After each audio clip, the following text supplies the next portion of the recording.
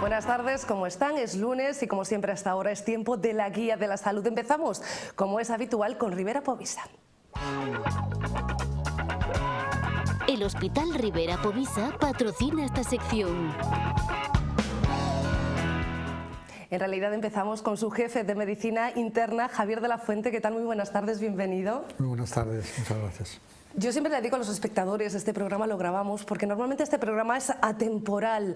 Hablamos de salud, de lo que nos afecta a los ciudadanos, pero casi siempre desde un punto de vista o desde un contexto más amplio. Sin embargo, estamos en un momento de ascenso en la curva COVID y sabemos, porque esa curva está bien estudiada, que el ascenso va a continuar todavía unos días más. Por eso tengo que hacerle las preguntas: ¿qué medidas debemos hacer en esta situación contra el COVID y cuál es la situación del hospital en estos momentos también? Bien, pues las medidas ya son archiconocidas, ¿no? Sí. Tiene que ver con todo lo que es la distancia social, el uso de la mascarilla en lugares concurridos o en lugares cerrados y la higiene de manos. Esto ya es algo conocido. Sí que estamos asistiendo con preocupación a este incremento del número de casos, pero también quiero lanzar cierto mensaje de optimismo porque estamos la mayoría de la población vacunada y esperemos que el impacto no tenga nada que ver con las olas anteriores. Queda todavía un 5 o 6% de la población sin vacunar. A esos todavía le debemos dar ese mensaje, porque los casos en los hospitales se está viendo el porcentaje de gente vacunada y el porcentaje de gente sin vacunar. Como principal medida contra el virus sigue estando esa vacuna. Sin duda, y quien plantee lo contrario pues no está atendiendo a la verdad. La inmensa mayoría de los casos que hemos asistido en Povisa desde el verano para acá es esencialmente en personas que no estaban vacunadas, ¿eh? El número de vacunados que han requerido ingreso han sido muy pequeños. De todos los ingresados, solamente alrededor del 10% no estaban vacunados. Y además, en general, los vacunados ante una infección mucho menos grave que los no vacunados. Es decir, los que hemos bajado de la UCI en estos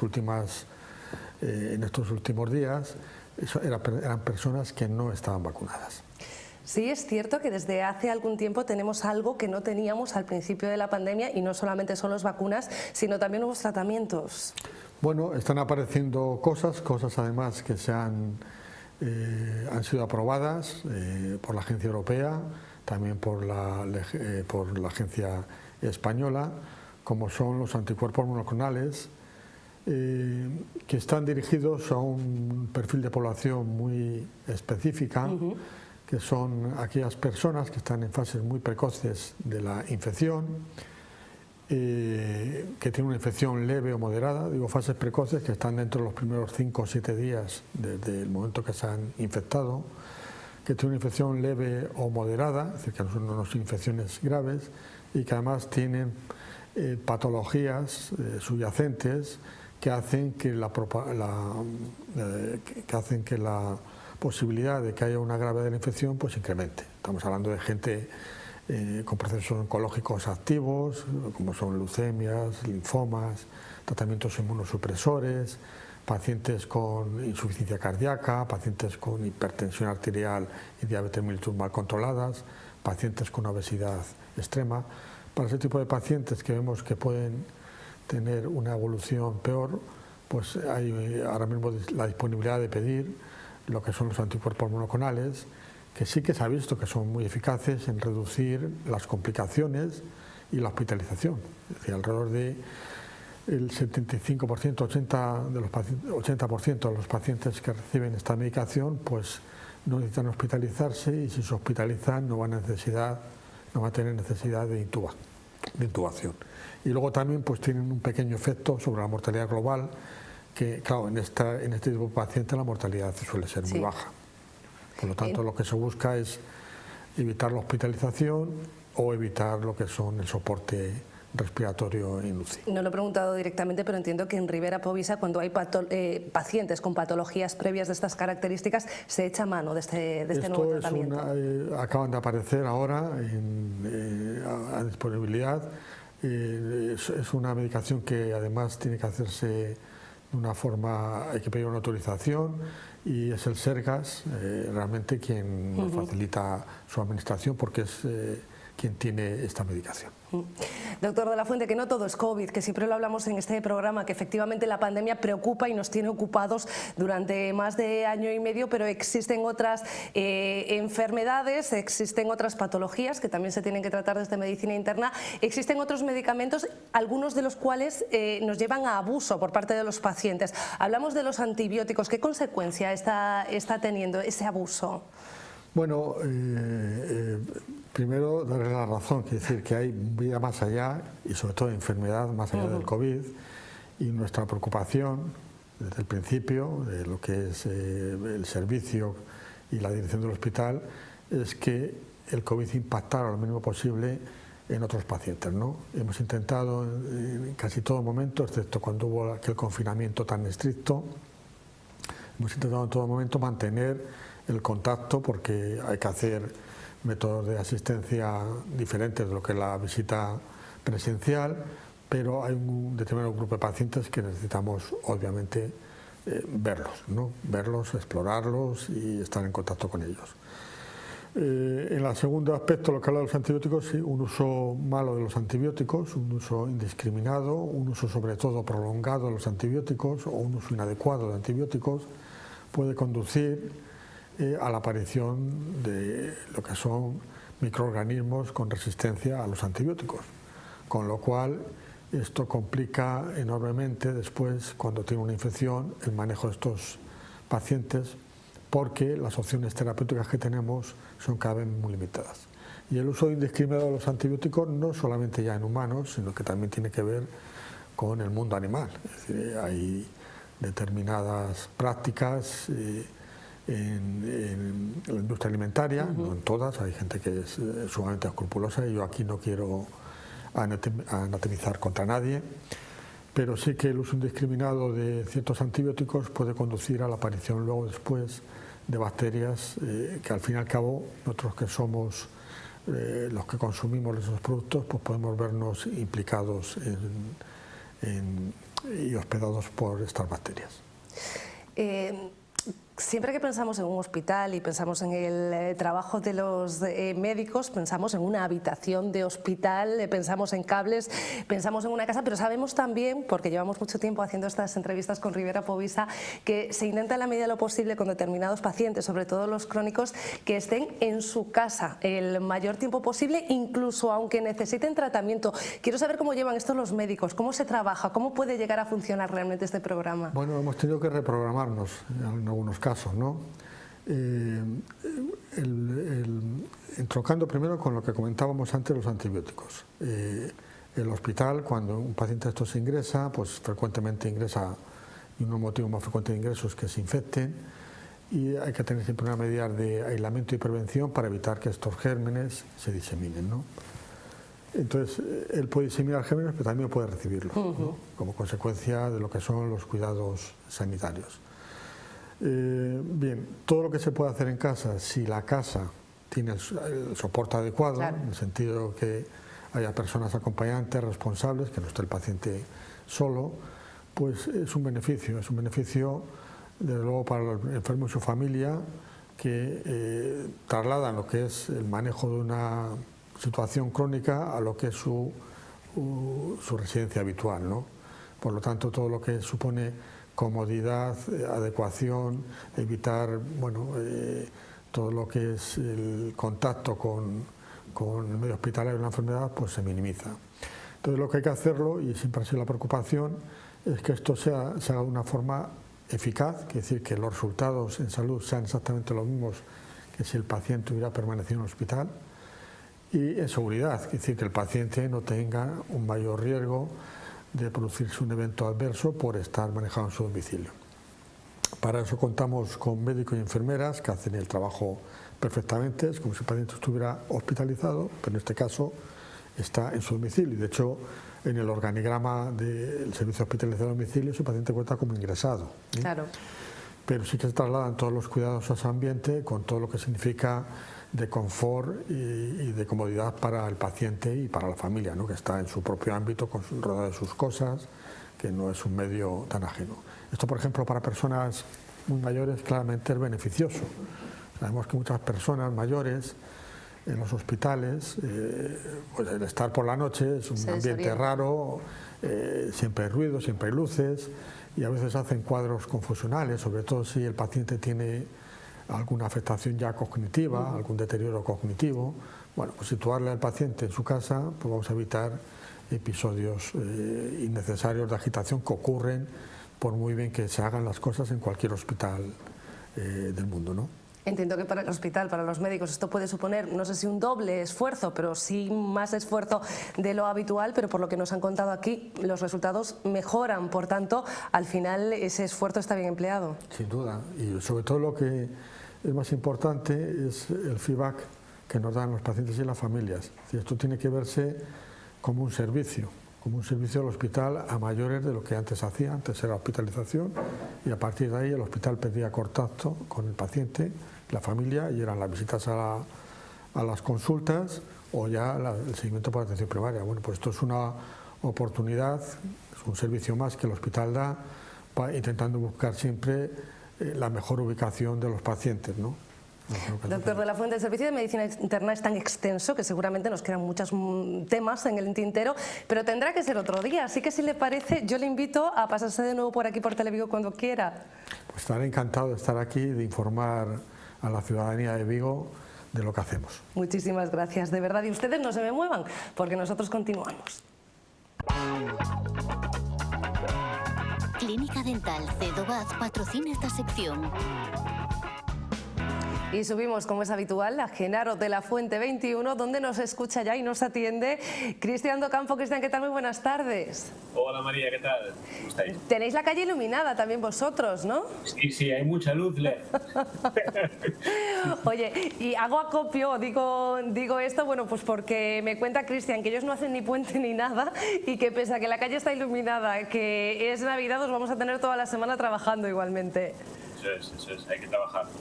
Bueno, como ven, nos atiende desde la clínica y nos atiende para seguir avanzando en un tema del que hablábamos ya de la semana pasada, hablábamos de los colutorios y hoy quieres hablarnos de un componente específico que entiendo ayuda a que, bueno, el colutorio sea beneficioso para nuestra dentadura. Sí, la semana pasada hemos hablado de diferentes colutorios. Hay los colutorios que tienen clorhexidina, que era un antiséptico muy importante y que lo aplicamos mucho en la clínica, sobre todo en actos quirúrgicos. Y hay un colutorio o un componente que es el chitosan. El chitosan es un polímero que se obtiene por un proceso químico de la quitina. Y la quitina está en los exoesqueletos de los moluscos, y del marisco y sobre todo incluso de los insectos. Y bueno, pues un proceso pues se puede producir o en formato gel, bioadhesivo, que eso es lo que más o menos se aplica en los enjuagues y sobre todo en las preparaciones orales.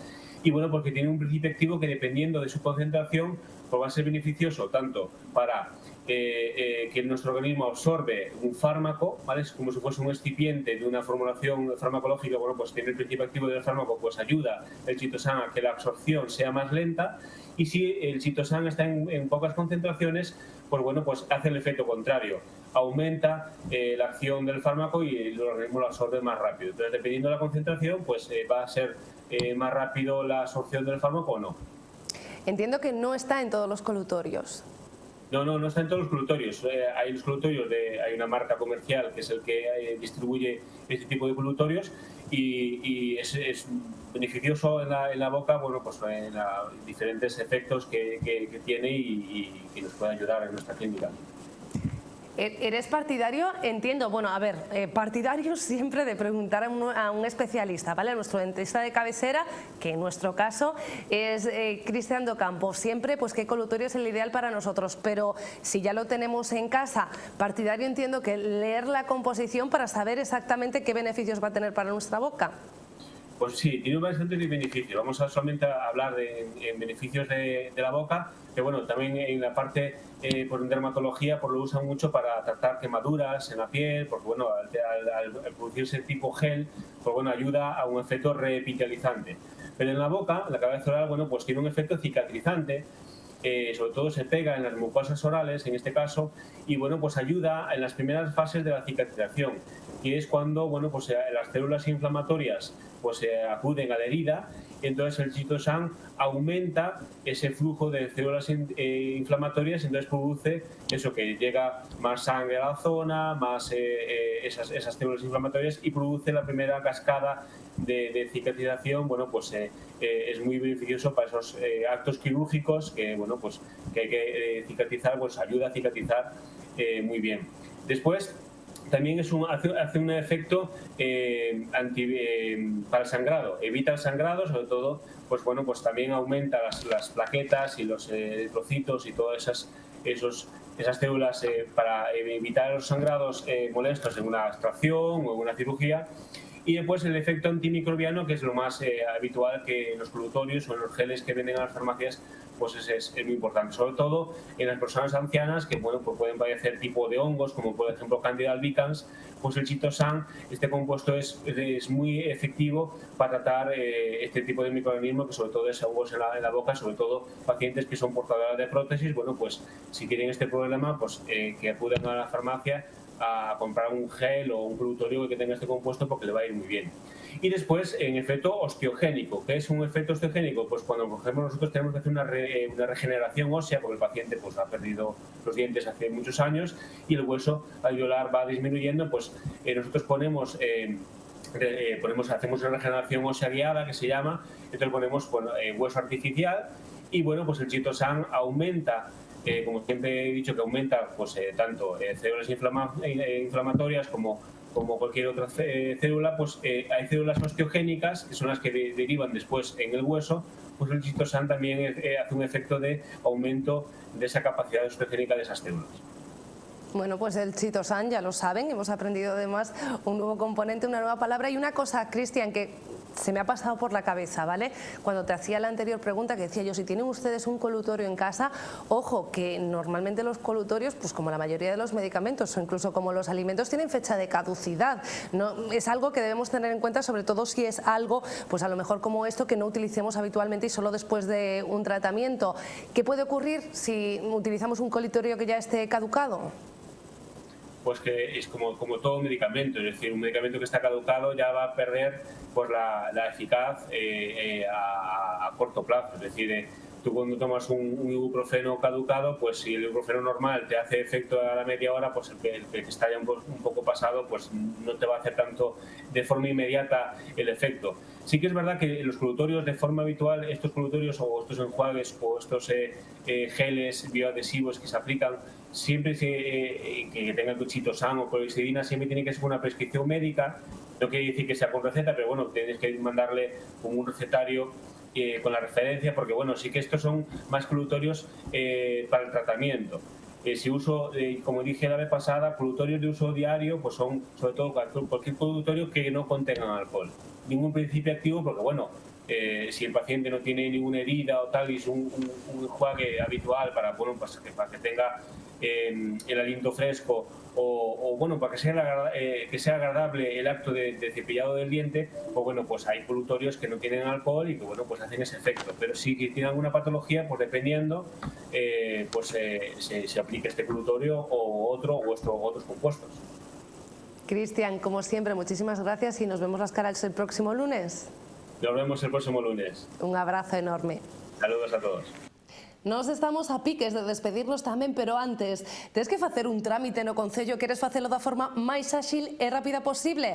Moi doado, teclea no teu buscador de internet sede.vigo.org e pincha na páxina que aparece.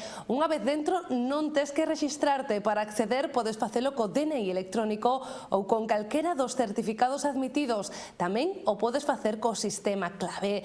Pero, se aínda así resultate complicado, achégate ao Concello para que te dean alta como usuario, así de sinxelo. Deste xeito empezarás a relacionarte coa administración local de xeito áxil e seguro, esteas onde esteas e a calquera hora do día, ás 24 horas. Poderás facelo con todo tipo de xestións, reclamacións, consultas, domiciliacións de pagos, expedicións de certificados, rexistro e tamén poderás beneficiarte das axudas, fraccionamento, aplazamento ou exencións de impostos e tasas municipais e tamén de multas. Ademais, poderás acceder ás ofertas de emprego, a convocatorias de subvencións e outra moita información útil. Todo ao alcance dun clic dende a túa casa.